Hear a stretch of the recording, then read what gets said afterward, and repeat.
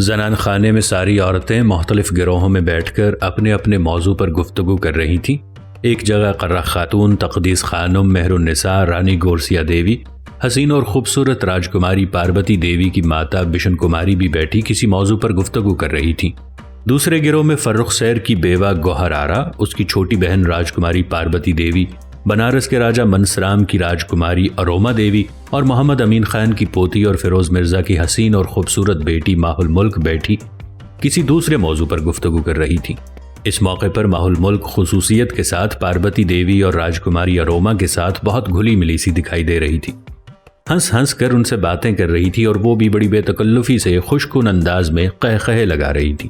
ایسے میں ماہ الملک کچھ سوچتے ہوئے اپنی جگہ سے اٹھی، اپنی ماں تقدیس خانم کے پہلو میں بیٹھ گئی، اپنا منہ اس کے کان کے قریب لے گئی اور کہنے لگی، اماں ذرا راجکماری پاربتی اور اروما کی طرف دیکھو، کیا ایسی حسین اور خوبصورت لڑکیاں یہاں ملتی ہیں؟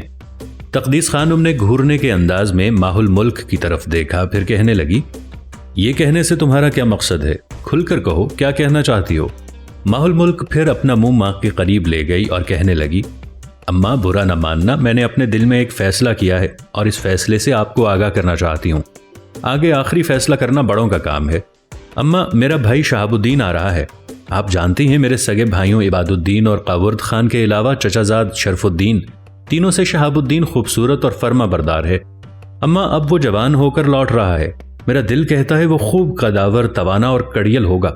اماں، میں نے اپنے دل میں یہ ٹھانی ہے کہ جودھ پور کی راجکماری پاربتی دیوی کو شہاب الدین کے لیے پسند کیا جائے اور اروما دیوی کو اپنے بھائی قاورد بیگ کے لیے میں پسند کر چکی ہوں۔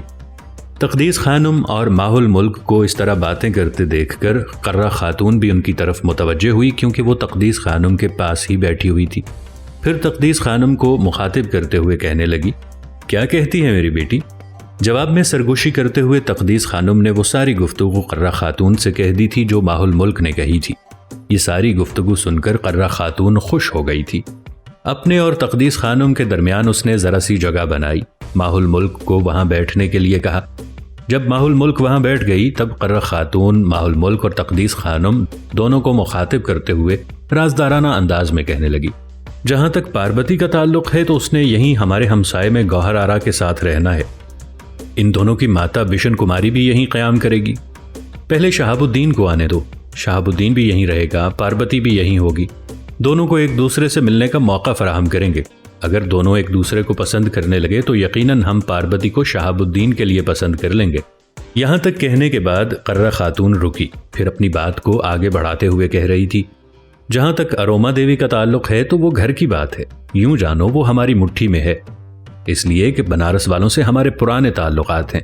وہ چند دن یہاں رہیں گے، کچھ دن ہمارے ہاں، کچھ دن دہلی میں اپنے عزیزوں کے ہاں قیام کریں گے، اور رخصت ہوتے وقت میں منسرام اور اس کی رانی گورسیا دیوی کے کانوں میں بات ڈال دوں گی کہ ہم راجکماری اور اروما دیوی کو قاورد خان کے لیے پسند کرتے ہیں۔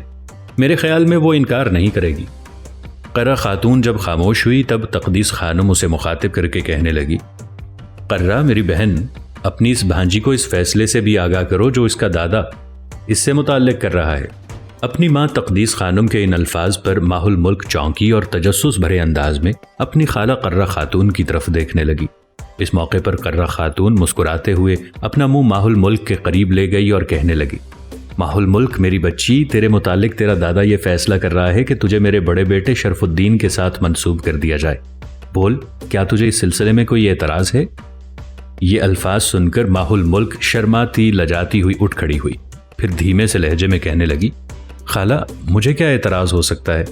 اس کے ساتھ ہی وہ تقریباً بھاگتی ہوئی وہاں سے ہٹی اور پھر پہلے کی طرح راجکماری پاربتی، گوہر آرا اور راجکماری اروما کے پاس بیٹھ کر باتیں کرنے لگی۔ اس موقع پر مہر النساء کو کچھ خیال گزرا اور وہ قرہ خاتون اور تقدیس خانم کی طرف دیکھتے ہوئے کہنے لگی، گھر پر اتنے مہمان آئے ہوئے ہیں، میرے خیال میں تم دونوں بہنیں اٹھ کر کچھ کھانے کا بھی اہتمام کرو۔ مہر النساء کے ان الفاظ کے ساتھ ہی قرہ خاتون اور تقدیس خانم دونوں بہنیں اٹھ کھڑی ہوئیں۔ اس موقع پر ماہ الملک نے چونکنے کے انداز میں ان کی طرف دیکھا، اپنی جگہ سے اٹھ کر ان کی طرف گئی، پھر ان دونوں کو مخاطب کر کے کہنے لگی، آپ دونوں بہنیں کہاں جانے لگی ہیں؟ قرہ خاتون دھیمے سے لہجے میں کہنے لگی، بیٹی مہمان آئے ہوئے ہیں، ان کے کھانے کا اہتمام کرتی ہیں۔ ماہ الملک نے بڑے پیارے انداز میں ایک ہاتھ میں اپنی ماں تقدیس خانم کا بازو پکڑا، دوسرے ہاتھ سے اپنی خالہ قرہ خاتون کا، دونوں کو کھینچ کر اپنی نشستوں پر بٹھا دیا، پھر کہنے لگی، آپ دونوں بہنیں بیٹھیں، آج کھانے کا اہتمام میں اور ہماری بڑی بہن گوہر آرا کریں گی۔ اس کے ساتھ ہی ماہ الملک پیچھے ہٹی۔ اس کے یہ الفاظ گوہر آرا نے بھی سن لیے تھے۔ وہ اپنی جگہ پر اٹھ کھڑی ہوئی، ماہ الملک کا بازو اس نے پکڑا، پھر کہنے لگی، آؤ میں اور تم مطبخ کی طرف جاتی ہیں، پاربتی اور اروما دونوں یہاں بیٹھتی ہیں۔ گوہر آرا کے یہ الفاظ سن کر پہلے پاربتی اٹھی، پھر اروما بھی کھڑی ہو گئی۔ اس کے ساتھ ہی پاربتی کہنے لگی، اگر آپ دونوں مطبخ کی طرف جانے لگی ہیں تو ہم بھی جاتی ہیں، وہاں کام میں آپ کا ہاتھ بٹائیں گی۔ اس کے ساتھ ہی وہ چاروں نشست گاہ سے اٹھ کر مطبخ کی طرف ہو لی تھیں۔ مطبخ میں انہوں نے تھوڑی دیر کام کیا ہوگا کہ باہر حویلی میں انہیں شور سنائی دیا۔ یہ شور سن کر جب ماہ الملک مطبخ سے باہر نکلی تو اس نے دیکھا دیوان خانے سے سب مرد اٹھ کر بدحواسی کے عالم میں حویلی کے صحن کی طرف جا رہے تھے۔ اس موقع پر اسے حویلی کے صحن میں رونے کی آوازیں بھی سنائی دی تھیں۔ یہ صورتحال ماہ الملک کے لیے ناقابل برداشت تھی۔ زنان خانے کی طرف گئی، اپنی دادی مہر النساء، اپنی ماں تقدیس خانم اور قرہ خاتون کو مخاطب کر کے کہنے لگی، آپ باہر حویلی کی طرف دیکھیں، نہ جانے کیا ہوا ہے، کسی کے رونے کی آواز آ رہی ہے۔ دیوان خانے سے اٹھ کر سب لوگ بدحواسی کے عالم میں حویلی کے صحن کی طرف جا رہے ہیں۔ ماہ الملک کے اس انکشاف پر دیوان خانے میں بیٹھی ہوئی ساری عورتیں بدحواسی کے عالم میں اٹھیں اور زنان خانے سے نکل کر حویلی کے صحن کی طرف لپکیں۔ ماہ الملک بھی ان کے ساتھ تھی۔ اتنی دیر تک گوہر آرا اور راجکماری پاربتی اور راجکماری اروما دیوی بھی مطبخ سے نکل کر ان کے ساتھ ہو لی تھیں۔ سب لوگ جب حویلی کے صحن میں آئے تو صحن میں وہ 4 مسلح جوان جنہیں محمد امین خان نے علی مردان، ناصر خسرو، شہاب الدین اور سمرا کی مدد کے لیے بھجوایا تھا، وہ گھوڑوں سے علی مردان، ناصر خسرو اور سمرا کی لاشیں اتار رہے تھے۔ لاشوں کو انہوں نے گھوڑوں سے اتار کر حویلی کے صحن میں جہاں گھاس تھی وہاں ڈال دیا تھا۔ یہ صورتحال گھر کے ہر فرد کے لیے ناقابل برداشت تھی۔ ماہ الملک چیخیں مار کر رونے لگی تھی، باری باری ہر لاش سے لپٹ کر ان کی پیشانیاں چوم رہی تھی۔ مہر النساء لاشوں کے قریب جا کر چکرائی اور صحن میں گر گئی۔ شرف الدین، عباد الدین اور قاورد خان اسے سنبھالنے لگے، وہ خود بھی رو رہے تھے۔ تقدیس خانم اور قرہ خاتون دونوں بہنوں کی حالت ناقابل برداشت تھی، رو رہی تھیں، ہلکے ہلکے بین کر رہی تھیں۔ اس موقع پر محمد امین خان اور اس کا بڑا بیٹا فیروز مرزا سکتے کے عالم میں لاشوں کے پاس کھڑے تھے۔ جو لوگ لاشیں لے کر آئے تھے انہوں نے پوری تفصیل دونوں باپ بیٹے سے کہہ دی۔ اس موقع پر محمد امین خان نے اپنے بیٹے فیروز مرزا کو مخاطب کیا، کاش بتانے والا مجھے پہلے بتاتا کہ میرے بچوں کو خطرہ ہے تو میں ان کی حفاظت کا اہتمام کر لیتا، لیکن ان کو قتل کرنے والے بچیں گے نہیں، اپنے بدترین انجام کو ضرور پہنچیں گے۔ یہاں تک کہنے کے بعد محمد امین خان نے بدحواسی کے عالم میں ادھر ادھر دیکھا، پھر لاشیں لانے والے 4 آدمیوں کو مخاطب کر کے کہنے لگا، یہ تو میرے گھر کے 3 فرد ہیں، ان کے ساتھ میرے گھر کا گوہر آبدار بھی ہے۔